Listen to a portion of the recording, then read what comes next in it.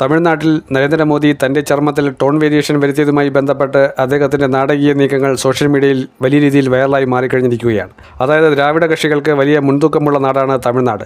DMK ആയിരുന്നാലും AIADMK ആയിരുന്നാലും ദ്രാവിഡ കക്ഷികളിൽ ഊന്നി തന്നെയാണ് അവിടെ തമിഴ്നാട്ടിൽ ഭരണമാറ്റമോ എന്തു തന്നെ വന്നാലും ഉണ്ടാകുന്നത്. ദേശീയ പാർട്ടികളായ കോൺഗ്രസിനോ BJPക്കോ വലിയ രീതിയിലുള്ള സ്വാധീനം ഇപ്പോൾ ചെലുത്താൻ കഴിയുന്നില്ല.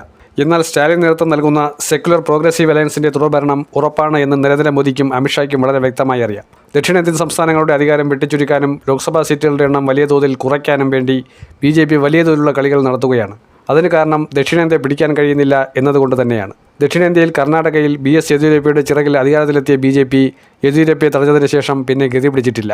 കർണാടകയിൽ ഇനി BJP അധികാരത്തിൽ വരാനുള്ള സാധ്യത വളരെ വിരളമായിക്കൊണ്ടിരിക്കുന്ന സാഹചര്യമാണ്. ദേവഗൗഡയുടെ കൂടെ സഖ്യം ചേർന്ന് അധികാരം പങ്കിടാമെന്ന് വിചാരിച്ചാണ് ഇപ്പോൾ കേന്ദ്രമന്ത്രിസഭയിൽ ദേവഗൗഡയുടെ മകന് കേന്ദ്രമന്ത്രി സ്ഥാനം കൊടുത്തിരിക്കുന്നത്. ദക്ഷിണേന്ത്യൻ സംസ്ഥാനങ്ങളെ ലോക്സഭാ സീറ്റുകളിൽ വെട്ടിച്ചുരുക്കിക്കൊണ്ട് സ്ത്രീ സംരക്ഷണ ബില്ലെന്നും പറഞ്ഞു കൊണ്ടുവന്നതെല്ലാം പ്രതിപക്ഷം പൊളിച്ചെടുക്കുകയാണ് ചെയ്തത്. നരേന്ദ്രമോദി രാജ്യത്തെ അഭിസംബോധന ചെയ്ത് രാഷ്ട്രീയ വക്താവിനെ പോലെ സംസാരിച്ച് സ്ത്രീകളുടെ സുരക്ഷയ്ക്ക് വേണ്ടി തനിക്ക് നിസ്സഹായതയോടെ നോക്കി നിൽക്കേണ്ടി വന്നതേയുള്ളൂ എന്ന് മുതലക്കണ്ണീരൊക്കെ ഒഴുക്കുന്ന നരേന്ദ്രമോദി വാസ്തവത്തിൽ ചെയ്ത ഇരട്ടത്താപ്പിനെക്കുറിച്ച് ജനങ്ങൾ മനസ്സിലാക്കി കഴിഞ്ഞിരിക്കുകയാണ്. ദക്ഷിണേന്ത്യയിൽ ഒരു സംസ്ഥാനത്തും ഇനി BJP അധികാരത്തിൽ വരില്ല എന്ന് അരക്കിട്ടുറപ്പിക്കുന്ന സാഹചര്യം തന്നെയാണ് തമിഴ്നാട്ടിലും കേരളത്തിലും ഉടലെടുത്തിരിക്കുന്നത്.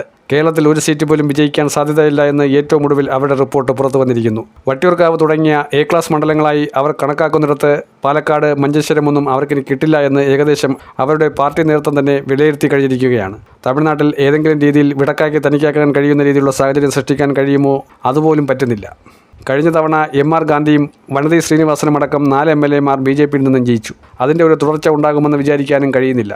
കാരണം ഉള്ള സീറ്റ് തന്നെ നിലനിർത്താൻ കഴിയുമോ എന്ന സംശയം BJPയെ വല്ലാതെ വേട്ടയാടുകയാണ്.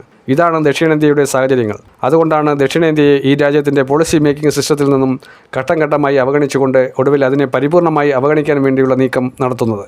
ദക്ഷിണേന്ത്യൻ സംസ്ഥാനങ്ങൾ ഒറ്റക്കെട്ടായി രാഷ്ട്രീയ ഭേദമന്യേ നിൽക്കേണ്ട സാഹചര്യം വർദ്ധിച്ചു വന്നിരിക്കുന്നത് ആ ഒരൊറ്റ കാരണം കൊണ്ടാണ്.